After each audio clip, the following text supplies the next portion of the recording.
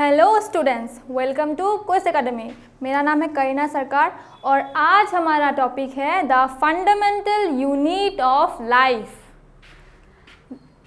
The fundamental unit of life. क्या कोई बता सकता है what is the fundamental unit of life?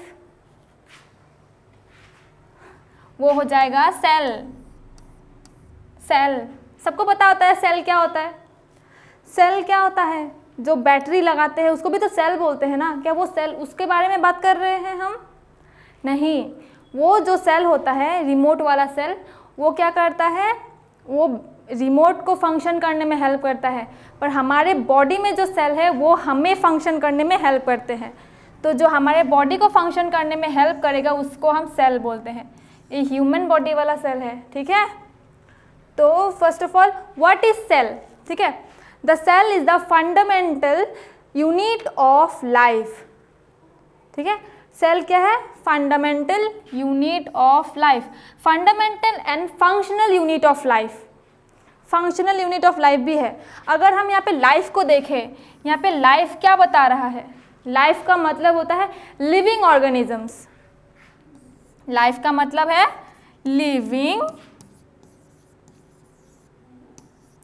Organisms. जितने भी लिविंग ऑर्गेनिजम्स है सबका जो फंक्शनल और फंडामेंटल यूनिट है, जो छोटा सा एक बॉडी का यूनिट है बोल सकते हैं, वो क्या हो जाएगा? हमारा सेल हो जाएगा। बिना सेल के कोई फंक्शन ही नहीं कर सकता, ठीक है। लिविंग ऑर्गेनिजम्स, जितने भी लिविंग ऑर्गेनिजम्स हैं, फंजाई ले लो, बैक्टीरिया ले लो, एमीबा ले लो, ह्यूमंस ले लो, प्लांट्स ले लो, सबके बॉडी में क्या रहता है? सेल। छोटे छोटे छोटे छोटे सेल्स, ठीक है। और ये छोटे छोटे सेल्स बहुत सारे मिलके टिश्यूज फॉर्म करते हैं, और फिर टिश्यू क्या करता है? ऑर्गन्स फॉर्म करता है, और फिर ऑर्गन्स हमारे बॉडी को फंक्शन करने में हेल्प करते हैं, है कि नहीं? देखो, ये रहा सेल। हमारे ह्यूमन बॉडी में बहुत सारे सेल्स होते हैं, छोटे छोटे छोटे छोटे सेल्स, ठीक है। ये रहा सेल, ये न्यूक्लियस है, ये सेल है, ओके। तो फिर नेक्स्ट देखो, कैरेक्टरिस्टिक ऑफ सेल। अब एक सेल जो है उसका कैरेक्टर्स भी तो होगा ना, वो कोई फंक्शन भी तो करता होगा, है कि नहीं? तो देख लेते हैं क्या होता है। Cell provide structure and support of the body. हमने पहले भी बोला था कि फंक्शन करता है, हमारे बॉडी को फंक्शन करने में हेल्प करता है। एक सेल, छोटा सा एक सेल, ये रहा छोटा सा एक सेल, है कि नहीं? ये सेल क्या करेगा? बहुत सारा सेल जब एक साथ ज्वाइन हो जाएगा वो टिश्यू फॉर्म होगा।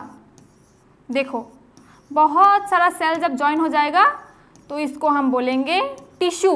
ये सेल है, ये टिश्यू है। उसके बाद ये सेल क्या करेगा? टिश्यूज क्या करेंगे? ऑर्गन्स फॉर्म करेंगे, हमारी बॉडी में ऑर्गन्स फॉर्म करेंगे।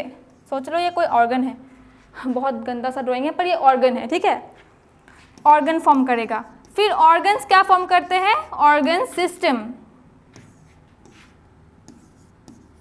ऑर्गन्स क्या फॉर्म करेंगे? Organ system.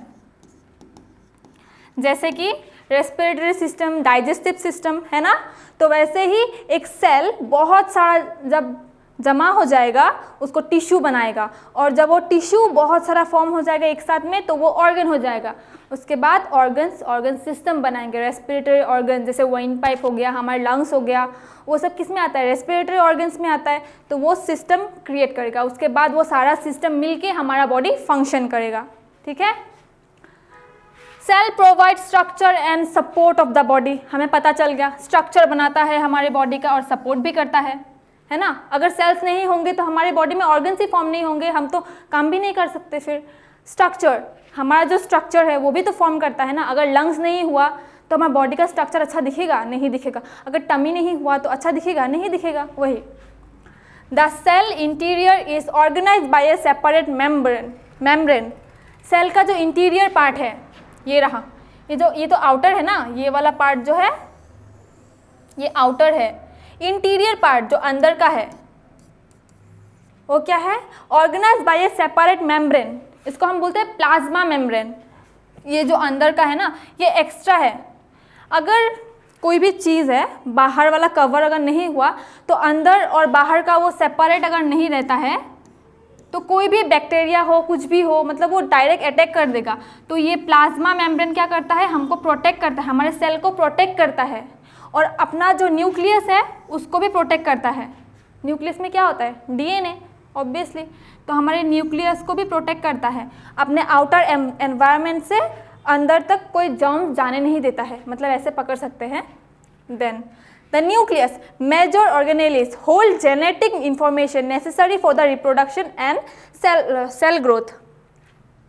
फिर क्या है न्यूक्लियस, अभी मैंने बताया न्यूक्लियस कहाँ रहता है, हमारे सेल के बीचों बीच क्या रहता है, न्यूक्लियस, और ये सबसे मेन चीज़ है, ठीक है। अगर सेल के अंदर अगर न्यूक्लियस नहीं हुआ तो हमारा डीएनए कहाँ फॉर्म होगा, है ना, ये डीएनए को पकड़ के रखता है। और भी होते हैं जैसे कि माइटोकॉन्ड्रिया हो गया, फिर लाइसोसोम्स हो गया, बहुत सारे होते हैं, पर न्यूक्लियस मेन है और वो डीएनए फॉर्म करता है और उसको होल्ड करके रखता है डीएनए को। और किस में हेल्प करता है, रिप्रोडक्शन, डीएनए रिप्रोडक्शन में हेल्प करता है ना। मेरा डीएनए मेरे बच्चों पे जाएगा, है कि नहीं, वही, तभी तो हम लोग आइडेंटिकल बनेंगे ना, वही बात है, रिप्रोडक्शन। एंड सेल को ग्रोथ भी करवाता है। Every cell has one nucleus and membrane bound organelles in the cytoplasm. अब समझो साइटोप्लाज्म क्या है, न्यूक्लियस हमें पता चल गया, ये वाला न्यूक्लियस है।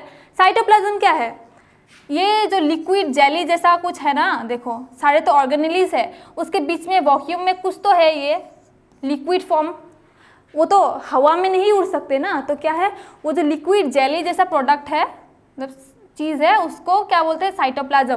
तो सेल के अंदर साइटोप्लाज्म भी रहता है, और ऑर्गेनेल्स तो रहते ही हैं, माइटोकॉन्ड्रिया, उसके बाद ये जो हो गया लाइसोसोम, से सब तो वही है, साइटोप्लाज्म सब कुछ है।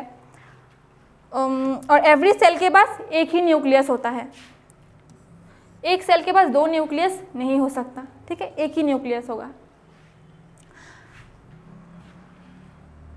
Next, types of cell.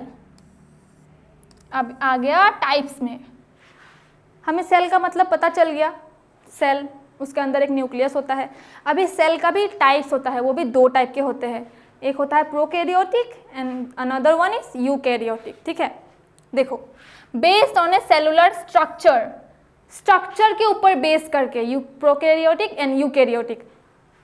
Prokaryotic, ये देखो, ये है प्रोकैरियोटिक, ये थोड़ा क्या बोलते हैं, बैक्टीरिया जैसा नहीं दिख रहा है, और ये थोड़ा राउंड शेप का है, तो ये स्ट्रक्चर में थोड़ा अलग दिखते हैं ना, इसीलिए स्ट्रक्चर बेस्ड है टाइप, इनका डिफरेंस का टाइप स्ट्रक्चर बेस है। दो टाइप के होते हैं, प्रोकैरियोटिक एंड यूकैरियोटिक। अब प्रोकैरियोटिक क्या होता है, ये बहुत छोटा सा होता है, ठीक है, ये जो है ना प्रोकैरियोटिक सेल्स जो होते हैं वो बहुत छोटे होते हैं कंपेयर टू यूकैरियोटिक सेल्स, ठीक है।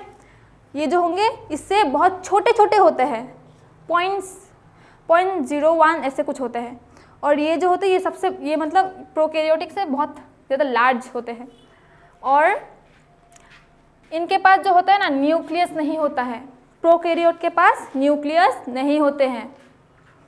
यहाँ पे देखो कोई न्यूक्लियस दिख रहा है, नहीं, इनका जो डीएनए होता है ना वो पूरे बॉडी में फैला हुआ रहता है। जैसे यूकैरियोटिक में क्या होता है, न्यूक्लियस के अंदर डीएनए होता है, वो बाहर नहीं होता है ना, वो अंदर होता है, पर प्रोकैरियोट में वो नहीं है, न्यूक्लियस ही नहीं है, तो डीएनए क्या होगा, डीएनए इसके सारे बॉडी के अंदर रहता है, ठीक है।